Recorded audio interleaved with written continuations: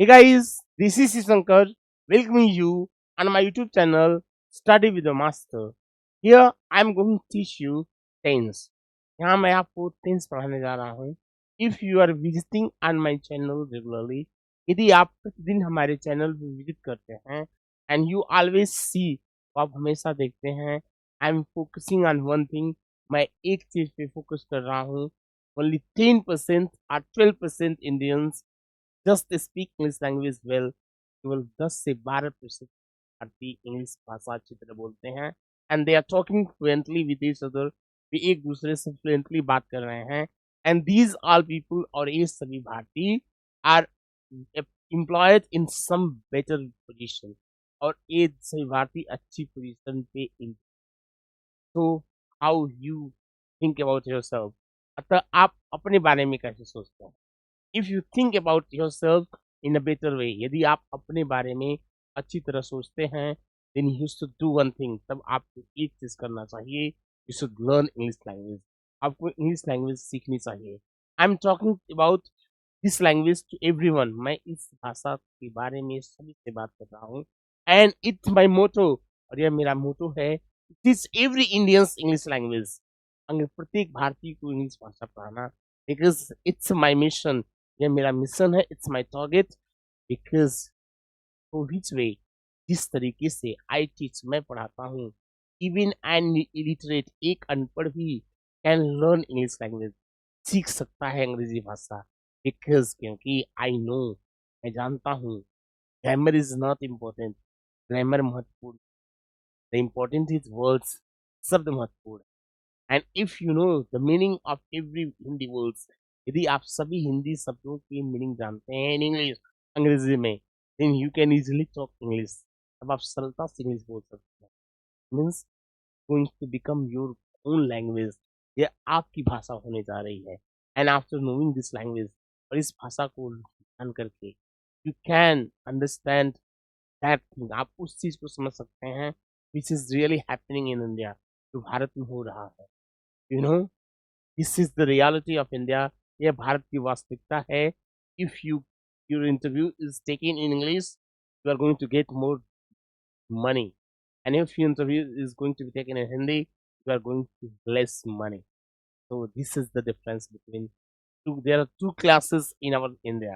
हमारे भारत में दो वर्ग है. One who know English well and implied in better position, and second one who don't know well and implied in the same area but earning very few amount of money. I am raising this slogan in front of you. मैं इस आवाज को आपके समझ उठा रहा हूँ. There are two types of engineer in our society. हमारे समाज में दो प्रकार के इंजीनियर हैं. One who don't know English, जो अंग्रेजी नहीं जानता अच्छी तरह. His GPA is always be below. का जो GPA रहा क्लास while studying नीचे रहा है.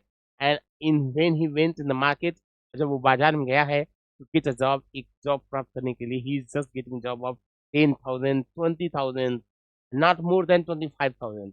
And one, और वह who know English very well, जो अंग्रेजी अच्छी तरह जानता है, he is going to be employed in better position and earning more than 2 lakh rupees.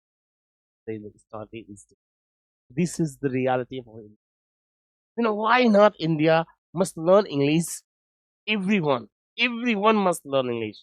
And in this area where 55% uh, GDP is of service sector, we must increase this GDP more than 55%. Can do it. So let's study the grammar. So today I will teach you tense. मैं आज आपको tense पढ़ाऊंगा bilingual वे, द्विभाषी तरीके से. You will understand everything. आप प्रत्येक चीज समझेंगे. बिकॉज क्योंकि I will translate it directly in Hindi.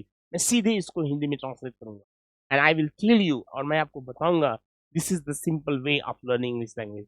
यह सबसे सरल तरीका है अंग्रेजी भाषा सीखने का. Because if you will be connected with me, यदि आप मुझसे जुड़े रहेंगे फॉर नेक्स्ट 3 months और 4 months, then definitely I am telling you, मैं वास्तव में आपसे बता रहा हूँ, डेफिनेटली मैं निश्चित रूप से मैं आपसे बता रहा हूँ, यू कैन फील चेंज. आप परिवर्तन महसूस कर सकते हैं इन योरसेल्फ, अपने आप में. तो come and start the tense. Tense means what? Tense means काल. काल मीन्स समय.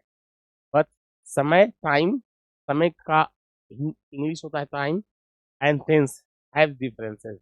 This is universally not true. यह यूनिवर्सली ट्रू नहीं, और टाइम यूनिवर्सली ट्रू है. ठीक है. And one thing more, tense is grammatical term, एक ग्रामेटिकल टर्म है, टाइम ग्रामेटिकल टर्म नहीं.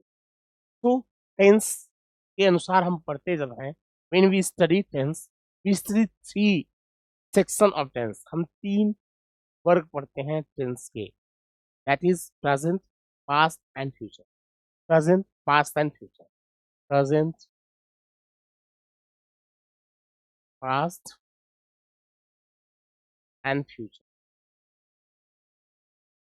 This is this tense. ये 3 टेंस के भाग हैं या रूप.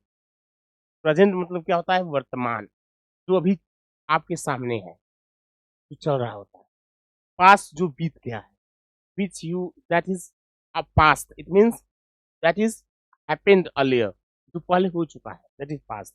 And which will happen in future, और वह जो भविष्य में होगा, that is your future. वह future tense. Okay? Every 3 section of tense, ये 3 भागों के tense के have 4 section, 4 भाग हैं. ठीक है. They have 4 section. They have 4 section. One is indefinite. One is indefinite. Second is continuous. Third is perfect. And fourth is perfect continuous. So I am going to share with indefinite. I am going to share with indefinite in this video. इस video में मैं indefinite से share करने जा रहा हूँ. And indefinite में present indefinite. What? Present indefinite. Not past indefinite or future indefinite. Not. I'm not talking about past indefinite. मैं past indefinite के बारे में नहीं बात कर रहा हूँ. I'm not talking about future indefinite. मैं future indefinite के बारे में बात नहीं कर रहा हूँ. I'm just talking about the present indefinite. मैं केवल present indefinite के बारे में बात कर रहा हूँ. This is going to be very important for you. यह आपके लिए बहुत महत्वपूर्ण होने जा रहा है. In present indefinite, we learn what?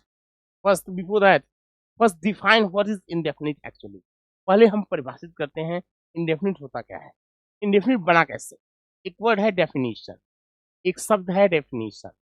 इसका अर्थ होता है क्या? परिभाषा. क्या होता है? परिभाषा इन हिंदी. ठीक है. यह है नाउन. इससे बढ़ता है एक वर्ब, डिफाइन. डिफाइन वर्ब बना, जिसको परिभाषित करना हो गया. और इसी डिफाइन से बनता है डेफिनिट. डेफिनिट जिसको परिभाषित कर पाएंगे, को परिभाषित कर पाएंगे वो डेफिनिट होगा. और इसी का अपोजिट जो बनता है, जो एडजेक्टिव है, इंडेफिनिट, जिसको परिभाषित नहीं कर पाएंगे. यह एडजेक्टिव जो है इंडेफिनिट, अर्थात ऐसी चीज जिसकी परिभाषा हम दे न पाए, वो क्या होगा? इंडेफिनिट. तो एक सेंटेंस होता है, आप जानते हैं, प्रेजेंट इंडेफिनिट में बोला जाता है कि जिन हिंदी वाक्यों के अंत में क्रिया से सटा हुआ ता है, ती है, ते हैं आते, क्रिया सटा हुआ, वैसे नहीं. जैसे वह कुत्ता है, वह कुत्ता है, दैट इज अ डॉग, इसका ट्रांसलेशन होगा दैट इज अ डॉग. ता आया है, लेकिन वह नाउन में सटा हुआ है. ता मतलब ता है, नाउन है. और अगर हम वर्ब में सटा हुआ है, वह पढ़ता है, तब होगा क्या? वह पढ़ता है. प्रेजेंट इंडेफिनिट का सेंटेंस, अर्थात प्रेजेंट इंडेफिनिट की परिभाषा जब दी जाती है, कहा जाता है, देन वी से दैट, हम तब कहते हैं दैट की in every verb, at the end of every verb, प्रत्येक वर्ब के अंत में, वी विल सी ता, ते, ती. इन हिंदी में हम ता, ते, ती देखेंगे. Okay. So we are here with present indefinite. अतः हम यहाँ हैं प्रेजेंट इंडेफिनिट के साथ. और यहाँ पर हमने देखा कि इंडेफिनिट का अर्थ निकला जिसकी परिभाषा न दे पाए. तो जो कार्य वो पढ़ता है, कब से पढ़ना चालू किया, कब तक पढ़ेगा, उसके बारे में कोई निश्चित सूचना नहीं दी जा सकती. We can't give any definite information about that person, that's why it is indefinite. इसीलिए यह इंडेफिनिट है. तो ये इसको क्या कहेंगे? वह पढ़ता है, यह वह पढ़ता पढ़ता है का ट्रांसलेशन बनाना रहे। ये ता है क्रिया सत्ता हुआ गया, इसलिए प्रेजेंट इंडेफिनिट का हो गया, हमारी पहचान क्लियर हो गई। कभी भी हिंदी में लिखा हुआ वाक्य दिया है कि क्रिया के अंत में ता है आया है, तो सिर्फ और सिर्फ एक होगा प्रेजेंट इंडेफिनिट। और प्रेजेंट इंडेफिनिट का जब होगा उसका ट्रांसलेशन क्या बनेगा? उसका ट्रांसलेशन जब बनाएंगे तो सब्जेक्ट भी सिंगुलर अगर यदि है, जैसे ही सिंगुलर है तो वर्ब भी सिंगुलर, तो रीड्स। और वर्ब सिंगुलर ऐसे बनती है कि वर्ब में यस यदि या यस जोड़ा जाता है तो वो सिंगुलर होता है, जबकि नाउन में यस या यस जोड़ा जाता है तो वो प्लूरल होता है। तो इसमें हम वर्ब में जोड़े हैं, इसलिए ये सिंगुलर है। ही रीड्स, वो पढ़ता है। This is the right sentence. Okay okay, this is the right sentence. He reads, वो पढ़ता है। अगर इसको हम कहें ये अफर्मेटिव है। क्या है अफर्मेटिव? अफर्मेशन का अर्थ होता है, what is meaning of affirmation? Affirmation means स्वीकृत। जब किसी चीज को स्वीकारा जाए, when we are accepting something, जब हम किसी चीज को स्वीकार कर रहे होते हैं, वो क्या होता है? अफर्मेटिव। वो अफर्मेटिव होता है। जैसे ही रीड्स, वो पढ़ता है। ठीक है, तो ये बात को स्वीकारी गई है कि वो पढ़ता है। ही प्ले, ही प्लेज, वो खेलता है। ठीक है, सी डांसेस, वह डांस करती है। वह डांस करती है। Such kind of sentences we can make. Oh, not capture. Why this will not work? Oh, there may be some trouble. Okay, so we came here on a definite point that when we are talking about affirmative sentences, जब हम affirmative sentences के बारे में बात कर रहे होते हैं, then in that case तब उस स्थिति में we always use with singular verb, singular subject, with singular subject, always singular verbs. That is present in front of you. When we talk about plural, जब हम plural के बारे में बात करते हैं, जैसे you, you work, तुम काम करते हो। जब ये प्लूरल होगा तो वर्क अर्थात क्या, जो क्रिया होगी वह भी प्लूरल होगी। क्रिया को प्लूरल बनाया कैसे हमने? विदाउट यूजिंग यस या यस, बिना यस या यस का प्रयोग करके। So its video is going to become wrong big. So I'm going to end at this point the video and I'm telling you, मैं आपको बता रहा हूँ, please stay connected with me, मुझसे जुड़े रहिए and learn English language. Give this video to your kids so that they can understand this. And thank you for your support. If you are will share this video with anyone, if you subscribe my channel, and if you will say give your thumbnail to me, then I will be thankful to you. So with these words, I'm going to end my video. Thank you very much.